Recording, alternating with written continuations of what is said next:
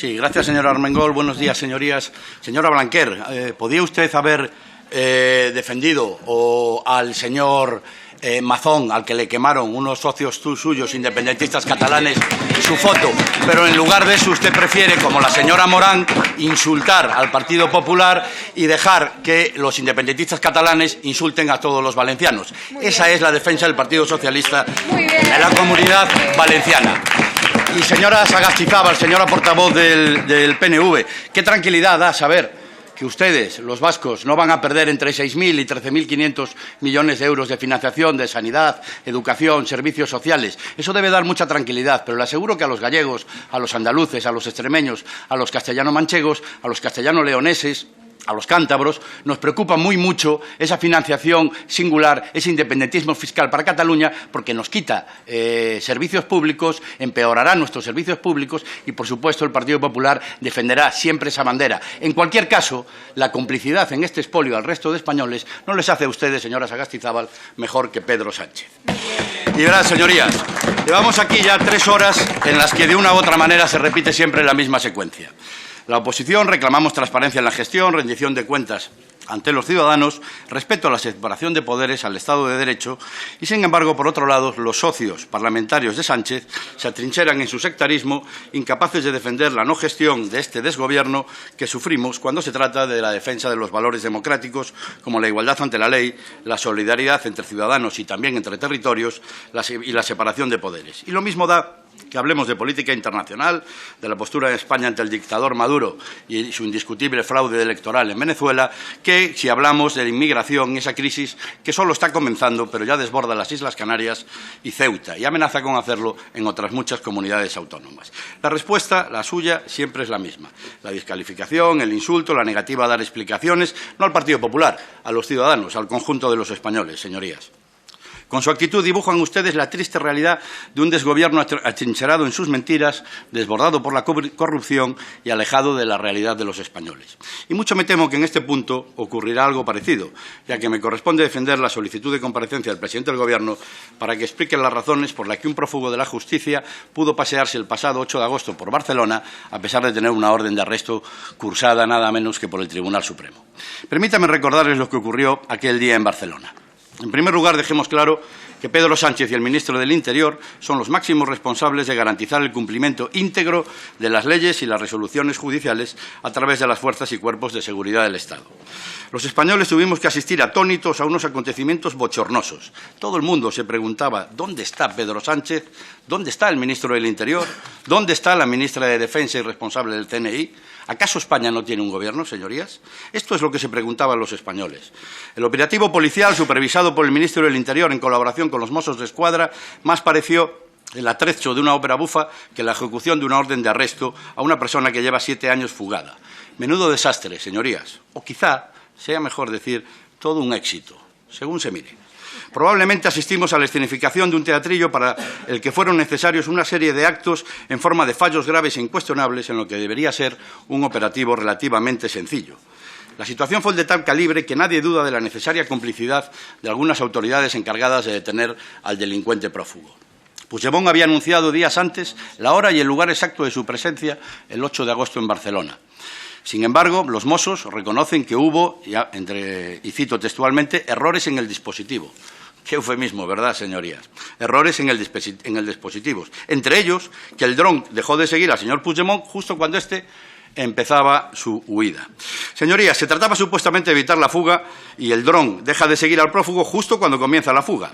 Lo dicho, nadie se cree que toda esta cascada de supuestos errores fuese fortuita, porque simplemente es increíble, señorías. Por su parte, el ministro del Interior admitió que activaron los servicios de información de la Policía y la Guardia Civil solo cuando tuvieron conocimiento de que Puigdemont ya se había fugado.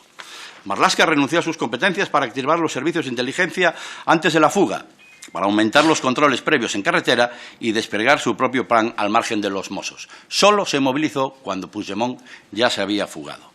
El esperpento de lo ocurrido ese día en Barcelona es de tal calibre que la prensa internacional ridiculizó la actitud del Gobierno de España como nunca antes habíamos visto.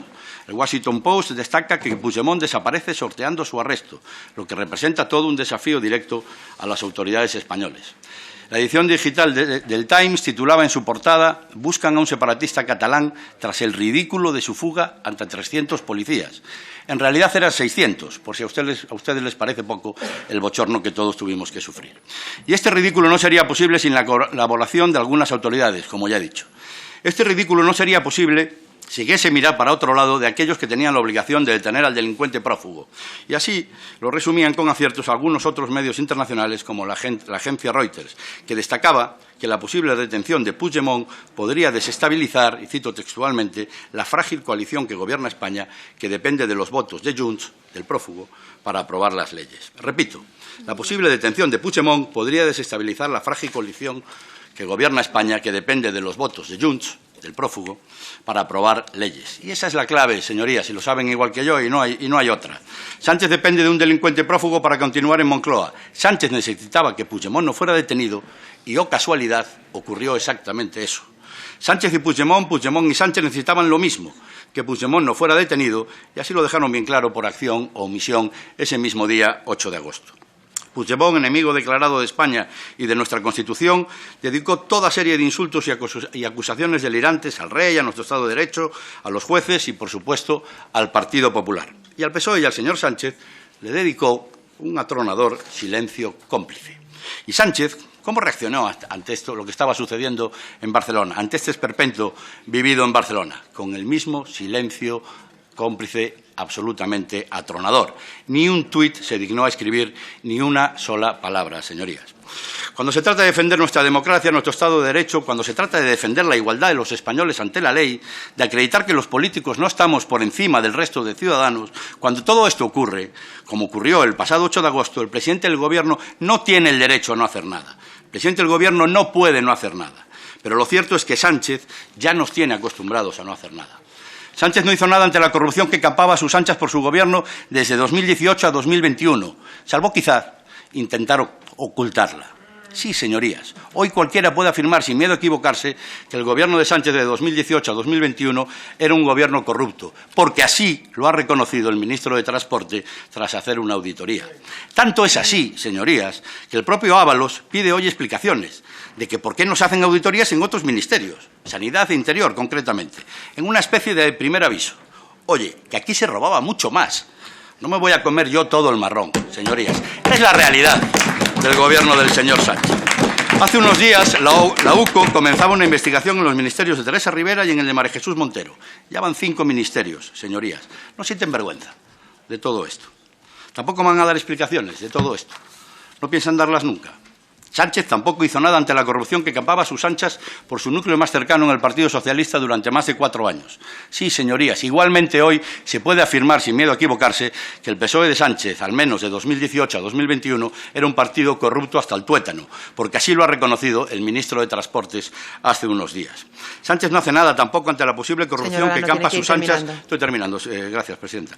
Que campa a sus anchas por su círculo más cercano, su mujer, su hermano, salvo negarse a declarar, que debe ser una forma muy progresista de colaborar con la justicia. El presidente de un gobierno democrático no se puede permitir no hacer nada ante todo este cúmulo de despropósitos y toda esta ciénaga en que han convertido ustedes el gobierno de España. Parafraseando al señor Pachi López, es desolador y preocupante el discurso del PSOE, y lo mismo podríamos decir del PNV cuando hablamos de corrupción, que se ha convertido en cómplice necesario del señor Sánchez. En definitiva, señorías, este mes de agosto hemos podido ver cómo quedaban al descubierto todas las características que adornan al gobierno de Sánchez. Inestabilidad, desgobierno, corrupción y ahora también desigualdad y falta de solidaridad, creando españoles de primera y españoles de segunda, ya sea desde un punto de vista jurídico como desde un punto de vista económico. Señorías, tienen la oportunidad de acreditar que no son colaboradores de esta estafa democrática de la que lo ocurrido el pasado 8 de agosto no es otra cosa sino una página más en ese libro de corrupción política, moral y ahora económica también, que este libro sí, lo escribe Pedro Sánchez. Nada más y muchas gracias.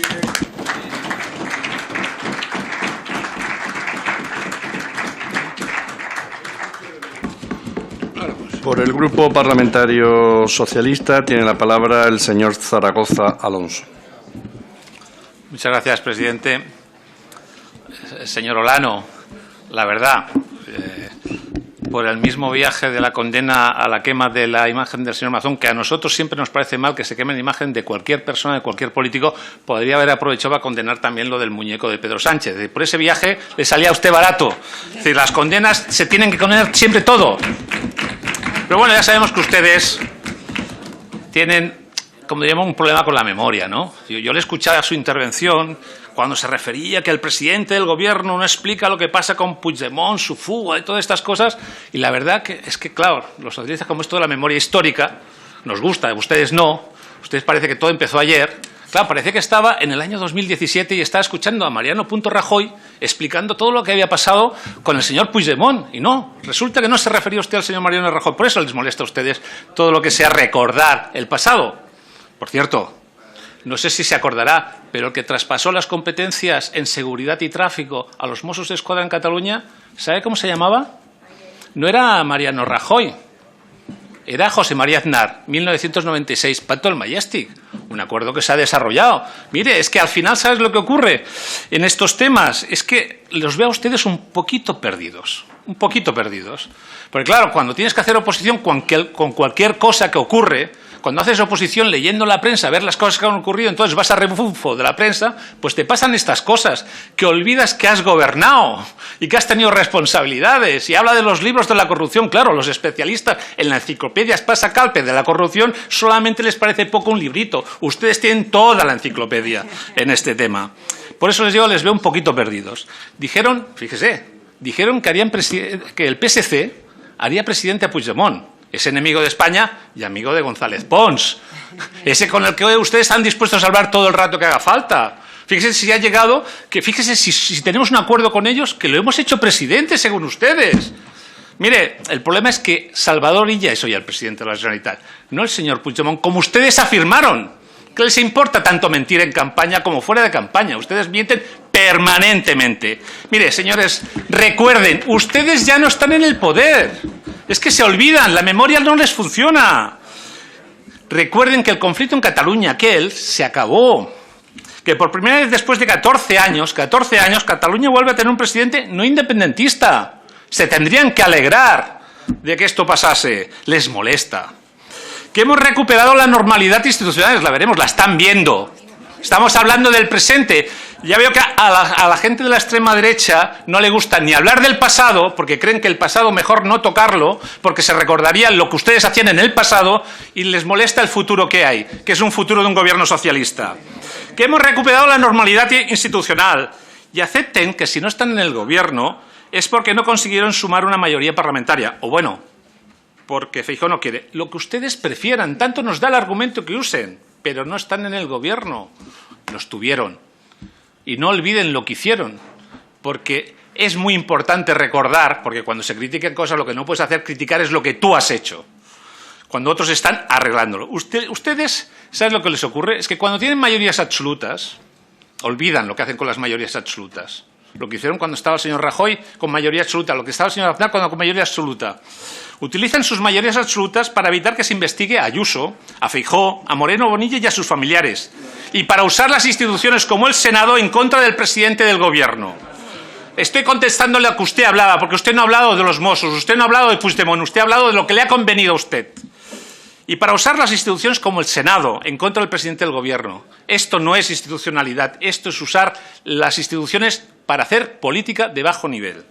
Feijóo nos acaba de retar a los socialistas a investigar los 300 contratos con Eulen. Y cuando pedimos una comisión de investigación, la vetan con su mayoría absoluta. Oiga, apruébenla en el Parlamento gallego.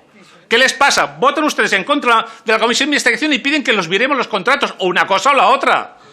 Por cierto, empresa a la que el gobierno de Ayuso y el de Moreno Bonilla también han multiplicado las adjudicaciones. ¿Qué es lo que tiene Eulen? ¿En qué sectores trabaja? ¿Qué tan bien le va? Utilizan las instituciones a su antojo, al igual que utilizaron a la policía, que esto es lo que pasa, no para perseguir delitos, sino para destruir las pruebas de sus delitos. Ustedes se creen que las fuerzas y cuerpos de seguridad del Estado les pertenecen. Están acostumbrados a usar a la policía como instrumento de sus intereses políticos. Piensan que son su patrimonio. ¿O no es eso lo que pensaban mientras utilizaban a la policía para sus fines partidistas? cuando la utilizaban para atacar y debilitar a sus adversarios políticos, cuando la utilizaban para borrar pruebas. ¿No entienden que hay que dejar a la policía hacer su trabajo sin injerencias políticas? ¿No entienden lo que es respetar los aciertos y los errores de la policía? Ustedes no lo entienden, porque para ustedes la policía es un instrumento de su política, de defender sus intereses. Señoría, debe ir finalizando, por favor. Aunque en realidad Señor su petición Sánchez, de comparecencia llega un poco tarde. Señor Sánchez, por favor, déjele finalizar al portavoz socialista. No, sin tener fans y hooligans en la política, yo creo que Continúe. estos señores del partido de Vox Continúe les y gusta finalice, mucho. por A mí no favor. me molesta. Siempre hay aquel que es el espectador y se queda con las ganas de hablar. Vaya finalizando, por favor. Lean ustedes un poco la prensa, infórmense, porque esta petición de comparecencia está ya antigua. Ya se ha remodelado la cúpula de los Mossos. Es que llega tarde. Ustedes palabrería, nosotros hechos, acciones. Y si tantas dudas tienen, ¿por qué no le piden a Alejandro Fernández que pida información? ¿Por qué no le piden que pregunte? ¿O es que no hablan mucho con él? Miren, dejen de incendiar y acepten que el conflicto en Cataluña se acabó. Acepten que a pesar de su poca colaboración, sus mentiras, su irresponsabilidad, su irresponsable oposición y sus intentos continuos de derrocar este gobierno, Cataluña hoy está mucho mejor que cuando ustedes gobernaban. ¿Saben lo que les preocupa de verdad? Es que ahora hay un presidente de la Generalitat que quiere una Cataluña que ayude a mejorar España. Tienen ustedes nostalgia de aquellos tiempos en los que Puigdemont era presidente y Rajoy también. Gracias.